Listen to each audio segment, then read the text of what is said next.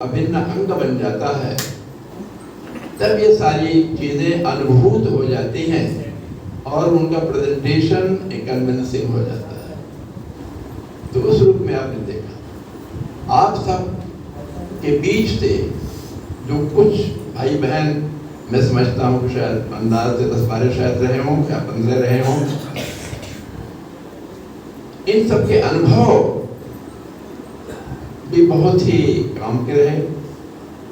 और जो हमारे सामने आप लोग बैठे हुए हैं, इनमें भी अधिकांश युवा हैं, यहाँ बोलने वाले लोग अधिकांश युवा रहे हैं। तो उनकी अनुभूतियाँ सुन करके, चाहे वो 1 मिनट बोले हों चाहे 4 मिनट बोले हों, बहुत ही अच्छा लगा। और ऐसा लग रहा है कि हम सबका भविष्य उज्ज्वल है। और परम पूज्य गुरुदेव ने जो कहा है 21वीं सदी उज्ज्वल भविष्य, वह उज्ज्वल भविष्य स्पष्ट दिखाई दे रहा है।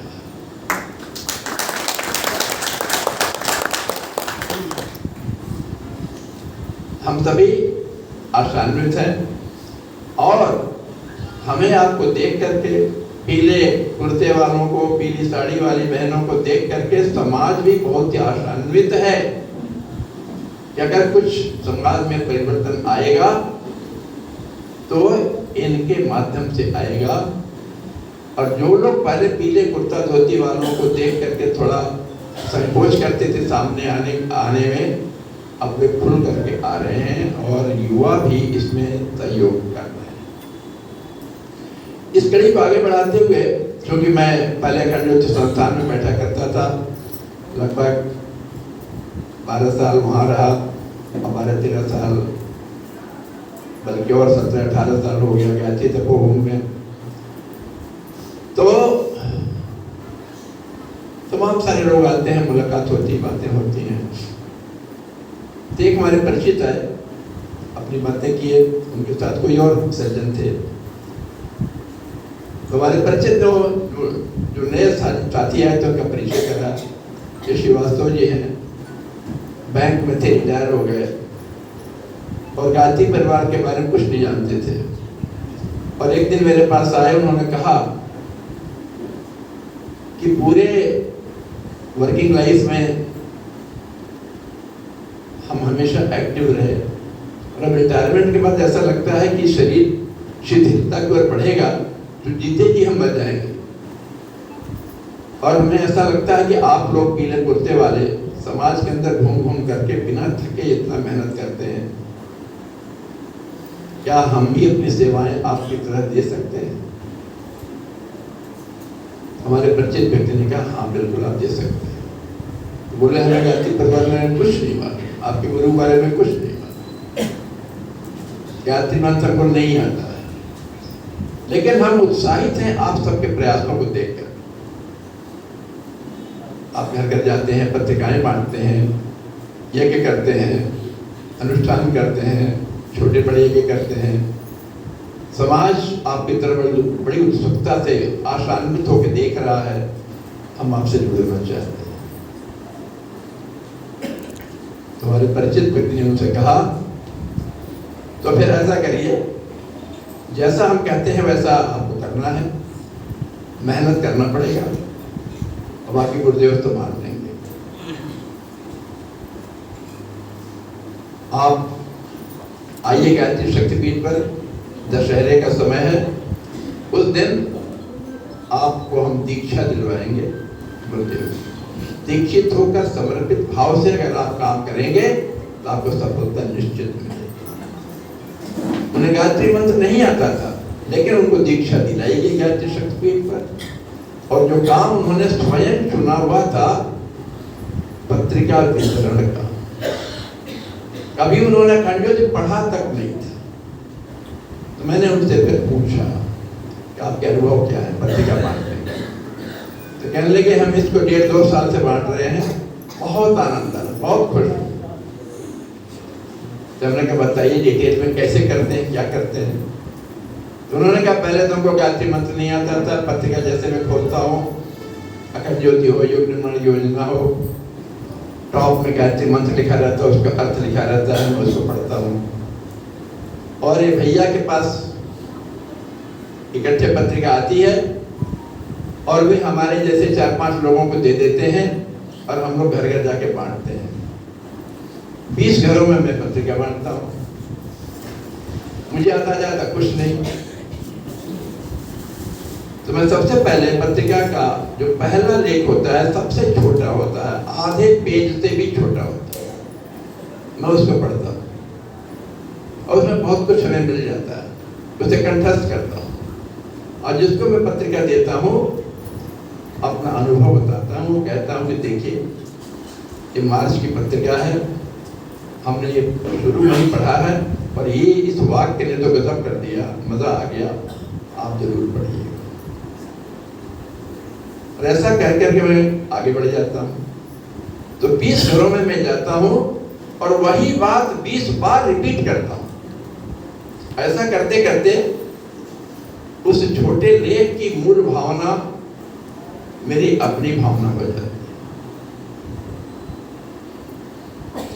और एक दिन में हम 20 घर नहीं जा पाते, आज 3-4 घर गए, कई काम होते हैं, कल 3-4 घर गए और अगले दिन एक नया लेख पढ़ लेते हैं और वह लेख लंबा है, 1-2 पैराग्राफ पढ़ने में भी कोई अच्छी बात मिल जाती है, उसको ध्यान से पढ़ लेता हूँ तो हमारे पास 2 लेख का समय हो जाता है। फिर तीसरे दिन गए तो तीसरा पढ़ लिया, 3 लेख का समय हो जाता है। और इस तरह से मैं देखता हूँ कि लोग हमारा इंतजार करते हैं, हमें बड़ा सम्मान देते हैं और अनुभव करता हूँ कि इतना सम्मान तो हमें जीवन में कभी नहीं मिला, नौकरी में भी नहीं मिला। बड़ा आनंद आ रहा है। हमने कहा घर परिवार में कैसा रहता है, लोग आप किस काम को पसंद करते हैं?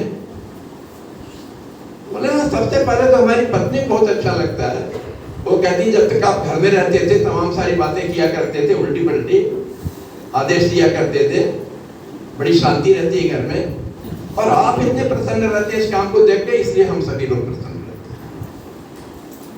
तो है क्या, गुरुदेव ने जीवन में एक सूत्र दिया है और वह है ईश्वर देता है देने के लिए। परम पूज्य गुरुदेव ने खुद अपने जीवन में उतारा है। वे 30 वर्ष लगभग आगरा जिले में रहे और 30 वर्ष मथुरा में रहे और अगला 20 वर्ष हरिद्वार में रहे। आगरा में 30 वर्ष है, उसमें से हमें 15 वर्ष ही देखना चाहिए क्योंकि 15 वर्ष की उम्र के बाद ही इस मार्ग पर आगे बढ़े। जबकि मथुरा में 30 वर्ष पूर्ण रूप से मिशन को समर्पित थे और एक कार्य जो ये आगरा में नहीं कर पाए थे कई कारणों से, उसे उन्होंने मथुरा में शुरू किया और वह था नृत्य लेखन का। नृत्य लेखन मथुरा आते ही उन्होंने नृत्य लेखन किया।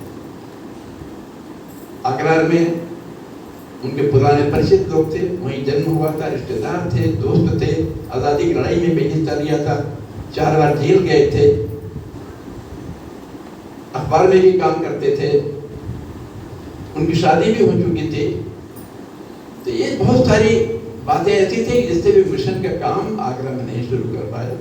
और एक बार 1937 में पहली अखंड ज्योति उन्होंने छापी थी वहां पर, लेकिन उससे कुछ लाभ नहीं उनको मिला था, उसके लिए चिंतित थे। तो 3 साल बाद 47 में वे मथुरा आए और मथुरा आकर के आगरा की सारी झंझटें आगरा में रह गई। उन्होंने एक नया कार्य शुरू किया। वे लगभग 6 घंटा बैठते थे जप करने के लिए, तब कहीं जाकर के 365 दिनों में 24 लाख गायत्री महामंत्र का जप पूरा होता था, प्रतिदिन लगभग 6 घंटे। तो मथुरा में उन्होंने क्या किया कि जैसे ही उनकी आखिरी माला खत्म होती थी, माँ के चरणों में रखते थे और उस पूजा कक्ष से, घिया मंडी के पूजा कक्ष से बाहर वाले कमरे में आकर बैठते थे चारपाई पर या खटिया करें अपना तखत, और छोटी सी मेज, इस मेज का समझिए करीब आधे से थोड़ा बड़ा, और लिखना शुरू करते थे जो वे समर्पित करते थे अपने गुरु के प्रति। हम सब भी जब करते हैं, षटकर्म करते हैं, गुरु का आह्वान करते हैं, गायत्री का आह्वान करते हैं, वे भी गायत्री का आह्वान करते थे, गुरु का आह्वान करते थे। उनके आह्वान में ऐसा लगता है कि उनके गुरु उनके पास आते थे, उन्हें अनुभूति होती थी गुरु हमारे पास हैं, गुरु की शक्ति काम कर रही है। और जिस भावना से, जो समर्पण उनका अपने गुरु के प्रति, अपनी गायत्री माँ के प्रति था, उसी के अनुरूप उनको अनुदान मिलते थे। और भगवान जब देता है तो खूब देता है। और क्या देता है? सबसे बड़ी संपदा है ज्ञान की संपदा। गुरुदेव अपना काम करते थे, ईश्वरीय सत्ता अपना काम करती थी, और अच्छा संदेश, ईश्वरीय संदेश उनके मस्तिष्क में भरता रहता था। और पूज्य गुरुदेव आखिरी माला खत्म होने के बाद तुरंत कागज कलम उठा करके लिखना शुरू करते थे, बीच में कोई व्यवधान नहीं तो जो दिमाग में अच्छी अच्छी बातें आई हैं, जो ईश्वरीय संदेश आया है, उनमें से काफी कुछ भूल सकता है इंसान, सिर्फ आउट हो सकता है, मानव स्वभाव है। फिर कहीं और किसी काम में 6 घंटे बैठ करके जब किया और कागज कलम उठा करके रोज लिखना शुरू किया। एक घिया मंडी से आते ही पहले दिन से गुरु जी का क्रम था। पत्रिका अखंड ज्योति का काम 4-5 दिन के लिखने से हो जाता था, और शेष दिन वे किताबें लिखते थे। और उनकी पहली किताब थी मैं क्या हूँ, मैं क्या हूँ। अभी स्वाध्याय की बात हो रही थी। स्व अध्याय, स्वयं का अध्ययन। जब हम कुछ पढ़ते हैं, अच्छी अच्छी बातें आत्मसात करते हैं, तो अपने को तौलते हैं। हमारा थिंकिंग पैटर्न इस प्रकार का होता है। जब कुछ अच्छी बात आती है तो फिर अपने को देखते हैं कि हम क्या हैं, हम क्या करते हैं। लेखक ने जो कुछ लिखा है उस कसौटी पर हम अपने को कसते हैं। अब गुरुदेव की पहली किताब थी मैं क्या हूँ। सबसे पहले अपने को जाना, अपने को जाना, और यह चीज पूरी होती है स्वाध्याय से। अभी जितने भी वक्ता यहाँ आए, इससे सिद्ध होता है कि इन लोगों ने अपने ऊपर उन बातों को उतारा है, और इनको सुन करके हम आशान्वित हैं कि यहाँ पर पत्रिका संबंधी, पुस्तकों संबंधी, स्वाध्याय संबंधी, प्रचार प्रसार संबंधी काम में खूब इजाफा होगा,